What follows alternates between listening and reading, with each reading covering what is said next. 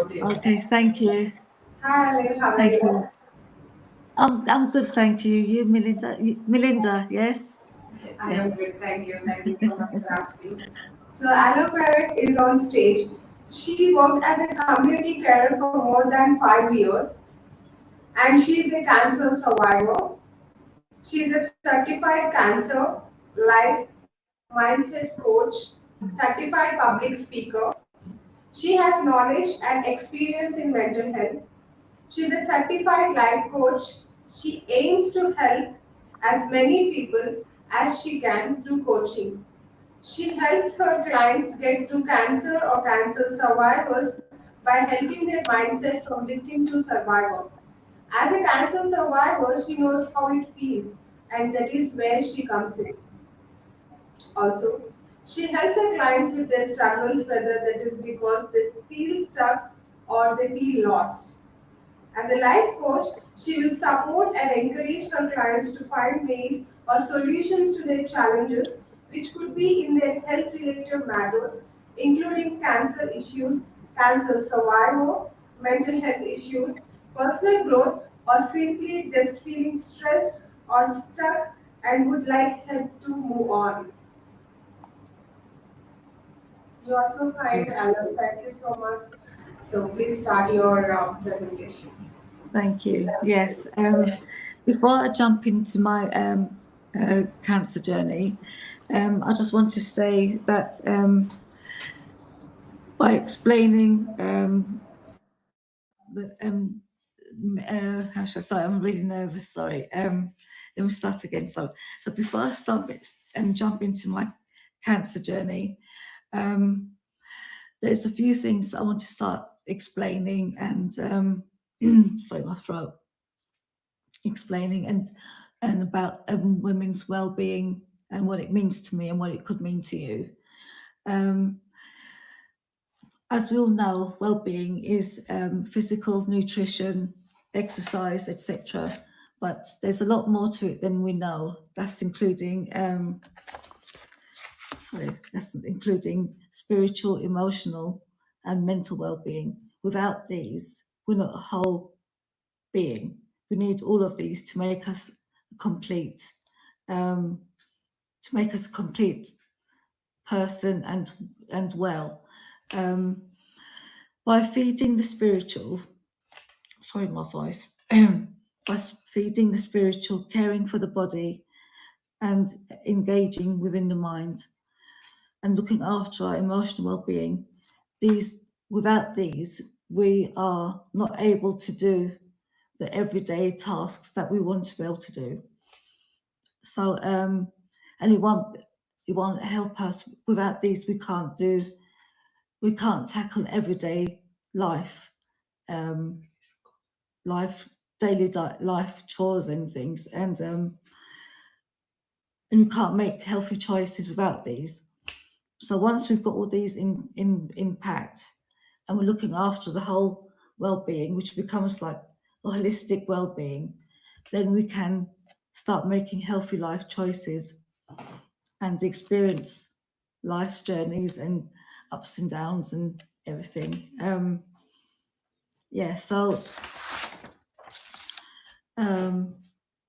by sharing my experiences with you guys, with my community, with my people, I'm hoping to inspire each and one of you about my story and help you embrace your well-being and your health.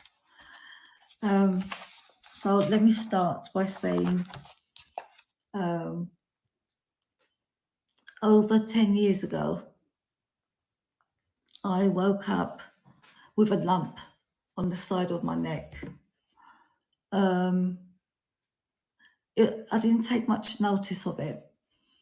And then I remember my dad came over to see us and say hello and say hi to the kids. And then when he saw the lump on the side of my neck, he said to me, Olive, let's go and get you checked out too at the hospital. And from then, for 10 years, relentless, I've been going from one hospital to another, one doctor to another. I even was sent to see a a cancer specialist. And none of them said, well, not the cancer specialist himself, he didn't even examine me. He just looked at me and said, "You're fine, you can go." He just like dismissed me, like hand like this, "You can go." And I thought, oh, okay. When he's a doctor, he knows what he's doing, I'm assuming. So as time went by, the lump got bigger, and then it would vanish, then get bigger, and then it would change. It would go to my left side. And as time went by, the years went by, it started to get painful to a point where I couldn't breathe, I couldn't work. It was interfering with my daily life. I was exhausted all the time. In the end, I went back to my GP and I explained everything to her. And she said to me, "I am so sorry, Alep. I'll get you seen to as soon as possible."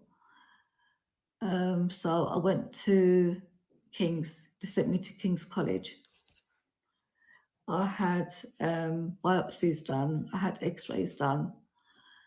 The x-rays showed up 1 or 2 cysts that was abnormal, but they said it's nothing to worry about.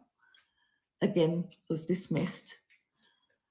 When I went back to see the specialist, he was saying, we'll keep an eye on it. It's nothing to worry about. And I said, "Look, I am not leaving this room until it's agreed something is going to be done. I'm not going to be fobbed off anymore. No more. It was too painful. It's distracting my day-to-day life. I can't do anything." It got to a point where I just couldn't breathe. I was struggling to breathe. And he looked at me and he probably thought, "Oh my God, she's not going to leave." So he agreed to have something done. So my first surgery was scheduled for September of that year, of 2020. So I had my first surgery. I went in for a day surgery, had my day surgery. When I came round, I couldn't talk. I couldn't speak.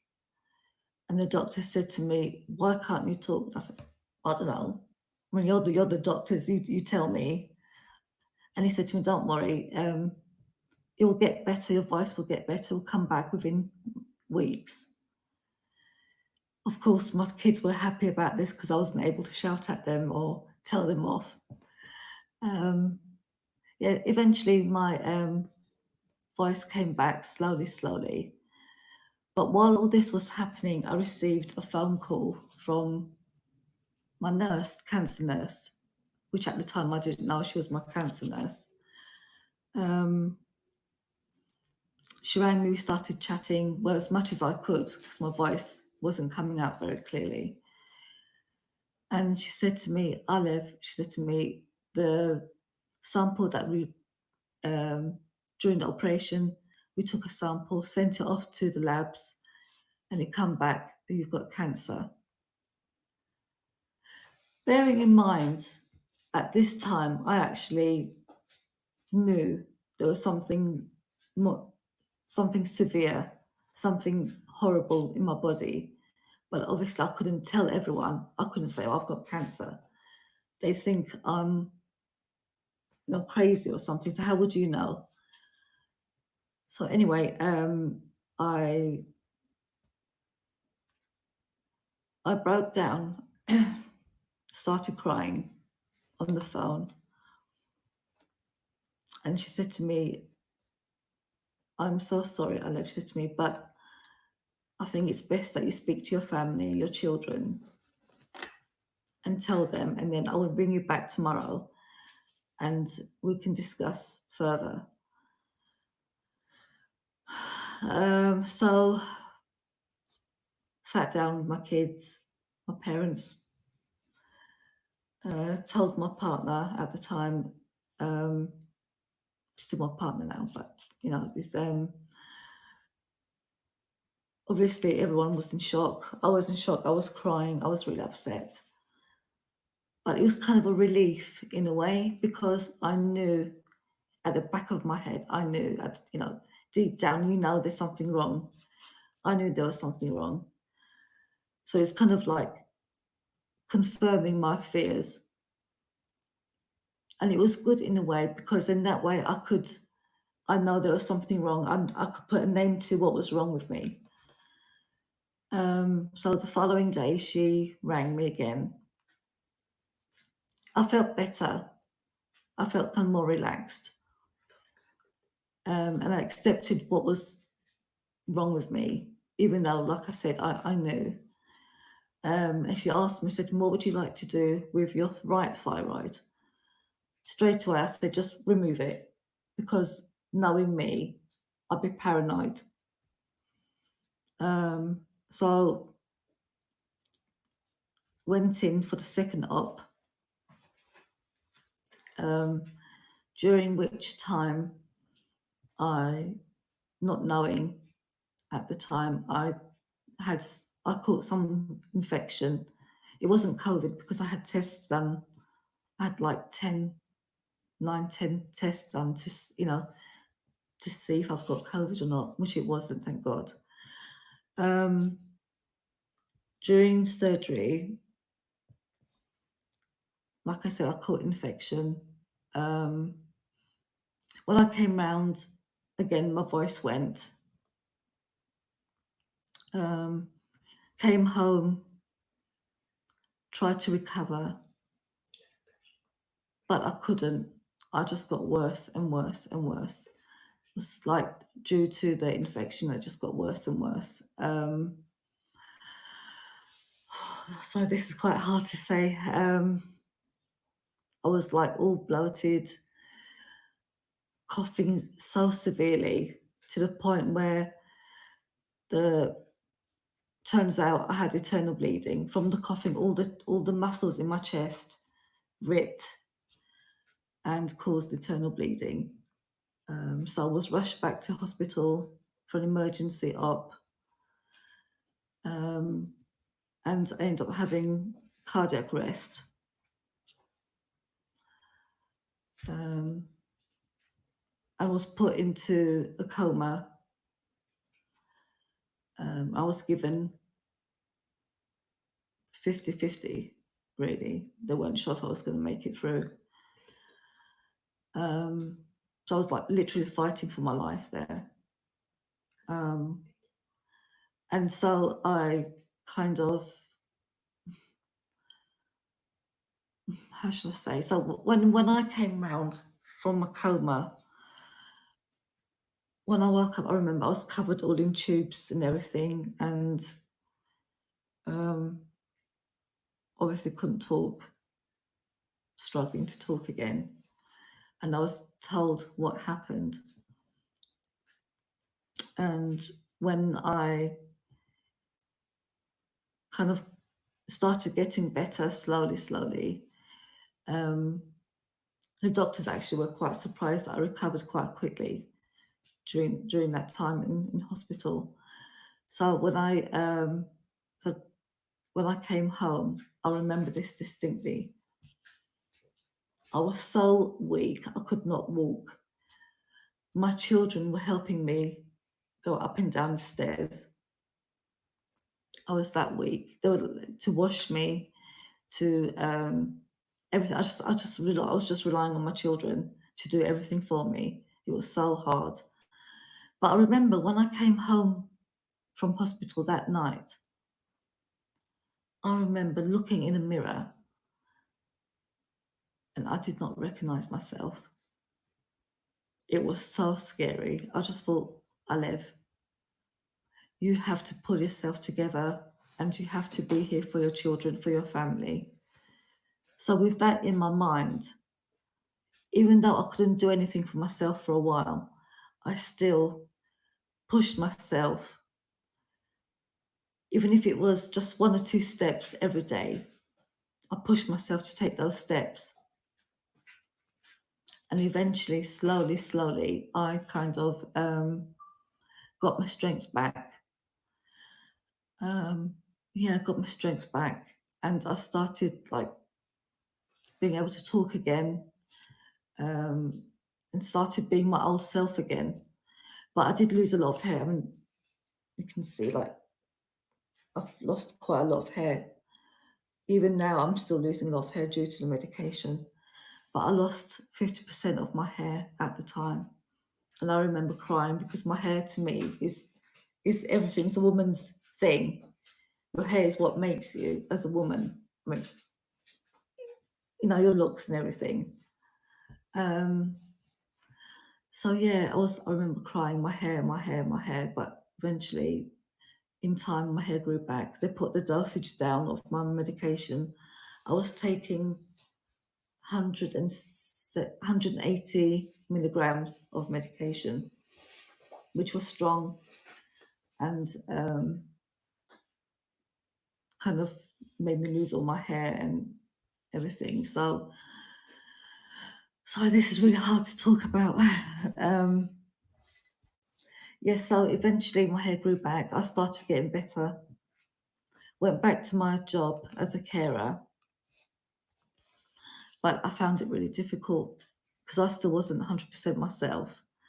And I remember crying because I left in the end. I left my job, and I remember sitting there crying, and I just felt really lost and hopeless. And my sister said to me, Olive, rather than crying, why don't you go back to what your roots are from, which is like counselling and everything. And so I thought that's a good idea. I don't want it to go to waste. So rather than doing counselling as such, even though I've got my my skills and my certificates and everything, I wanted to go into doing coaching. And I thought I could help other people benefit and help them from what I've been through with cancer. I could help them, aid them along, and help them with their mental health, help them go from victim mode to survivor mode, which is what I'm trying to do now with clients. And so it's been hard. It's been a long road, a long journey. And I'm glad. I mean, in a way, I'm thankful for this cancer. I know it sounds daft. How can you be thankful for cancer? You almost died. But I am, in a way, because it's shown me how strong I can be. It opened my eyes to what I have and how long I have on this earth. And it makes you appreciate life a lot more and appreciate your family a lot more. And so with this in mind, I decided to do my coaching and public speaking and help awareness with which was what I had, which was thyroid cancer. So yeah, with that in mind, it's what I want to do. It's this is my journey. This is my path. I think the cancer's shown me my journey. It's shown me my path. This is what you're here to do, is to help others. You're here to guide others, help them become stronger, like you have, like I am. So so I've said that, and I'm trying to help as much people as I can. And that's my journey. I mean, look, I can show you sorry, you can see the scar there. That's like 3 ops. And I've got a scar here as well from the tubes. I had like tubes literally coming out of my body. So that's, and I'm here to tell my story. I survived and I'm here to tell my story and help others. So if there's any questions that I can help you with, please feel free.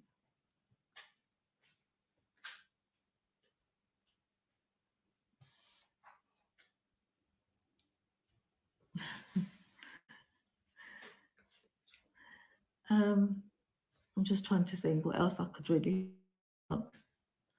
The mental well-being is important in something like this. There's a saying that says, you only know how strong you are until you have to be. And something like this could either make you or break you. I know there are loads of people out there who, unfortunately, didn't make it. So on their behalf and on my behalf, I want to help others and do what I can. I feel like this is why I know it's going to sound daft, but I feel like this is why I've been put on this earth, is to help others. It's been a long journey. It has challenged me mentally, I'm not going to lie.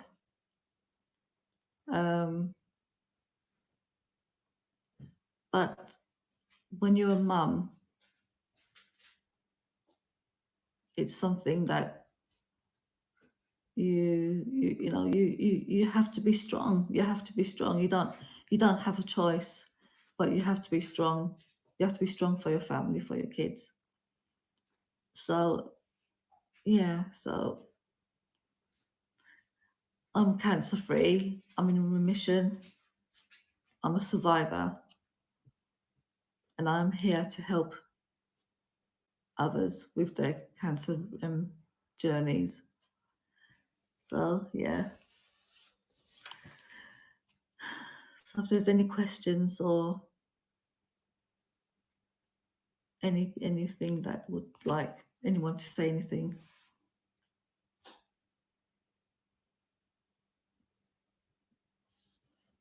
I will give you my my email. So if there's anyone that would like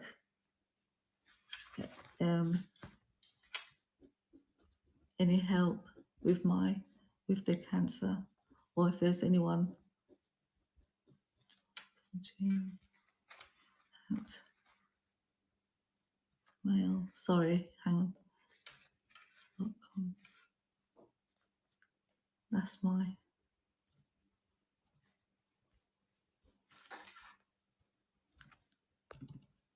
I've sent out my email, so if there's anyone that's interested or would like anything, then my email is there for you to email me. And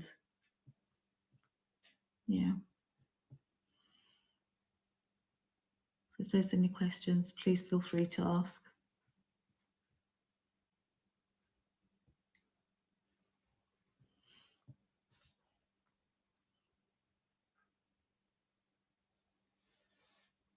No one.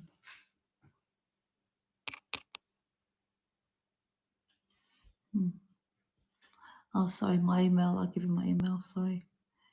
Divine coaching at mail.com.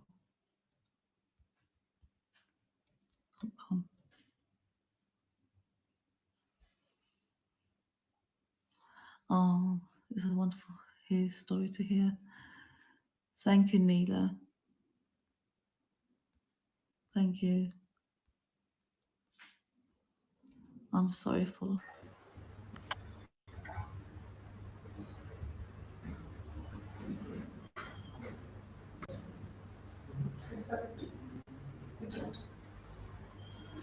I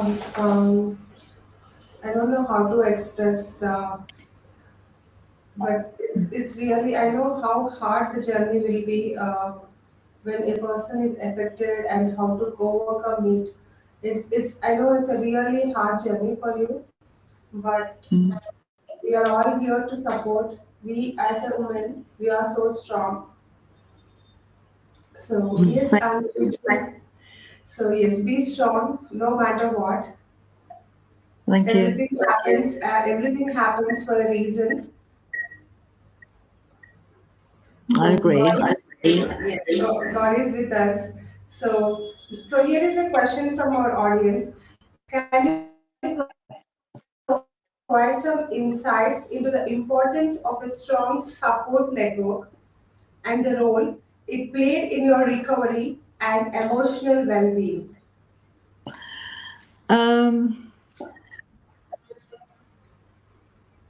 I can't. My emotional well-being, me as a person, I found that I'm quite strong as a person anyway, even though I had a lot of challenges. So could you want me? So can you give me some water, then, please? So I just think my mouth's really dry. Um, I'm very strong anyway. As mentally, I can very strong, and when you have children, and this is me personally, I'm just talking my own. So my voice you can see from. Um,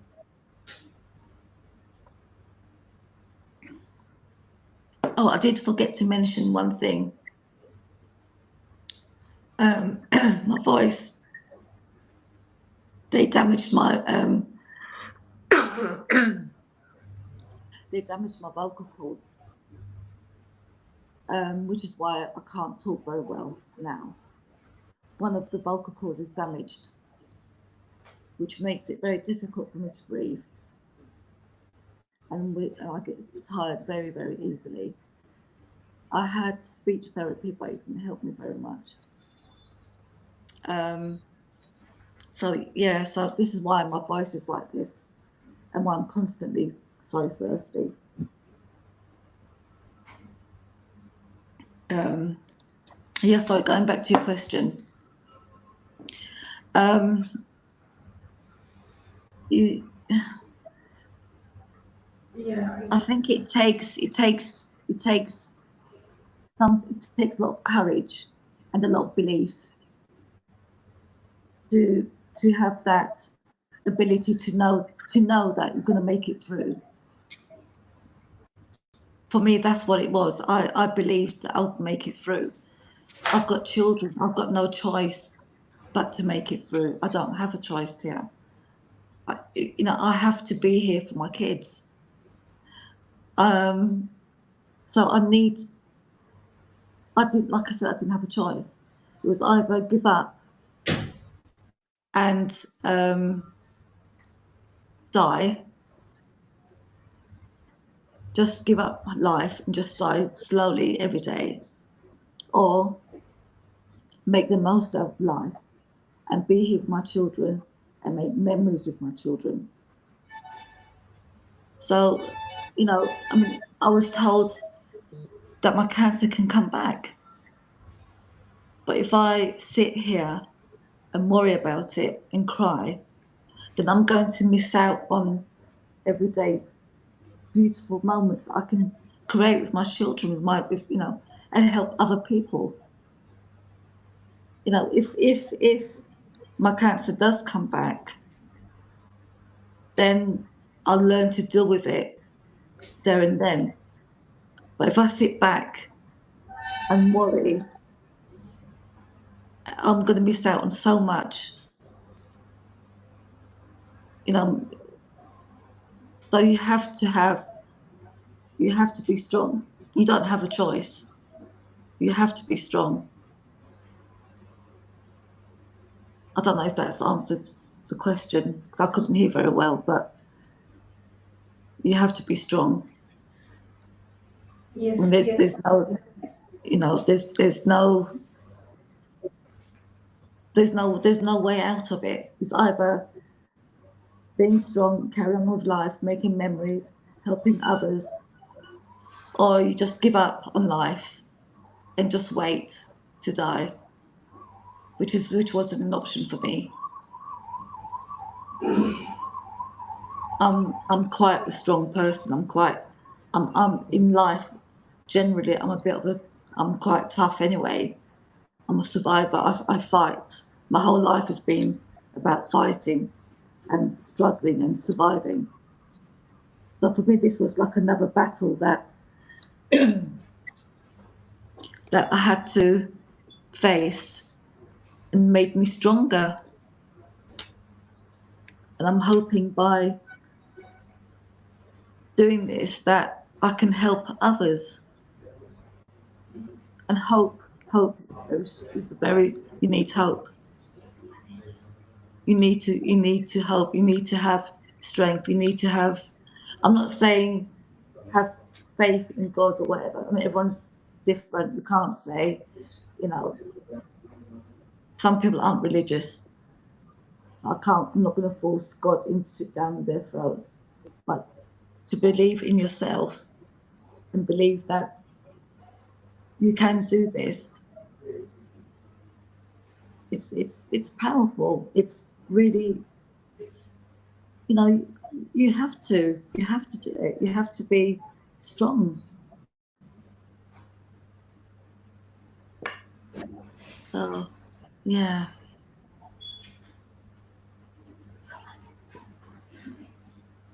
Yes, hello. I'm so connected with your presentation today. I know I can see the pain how you have survived these many years, but you are a strong woman, no matter what. We don't have any other choice. no, We have to be strong. We have to be strong. Um, but yes, as I told you, so I yeah, yes. So yes, so be strong and also don't cry. We have to get ourselves to be more strong. Yes, we are mm, women. We have to be. We have to. So thank you so much for your emotional speech today. We you have drew the audience with your emotional words. thank you. So thank you for If joining this event at the Ideas Virtual Summit 2023. So let's thank you, join the speaker presentation. So thank please you, join the speaker and have a thank you, wonderful day. And please don't cry. We are there. We are here to support as a woman. thank you for your time and for having me on this like on this wonderful journey. And don't And remember everything. Yes. And please I'm remember hoping, everything happens for a reason. thank you, and if even if I can just help one more person, then that's I've done my job. To me, that's I've done my job. Even if I can help just one person by doing this speech, then I'm happy.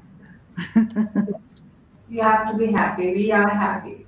Thank you. Thank you so Good. much for joining. Have a great day. Bye bye. Thank you. Bye bye. Bye bye. Bye bye. Mm. So please join our next speaker, Annabelle.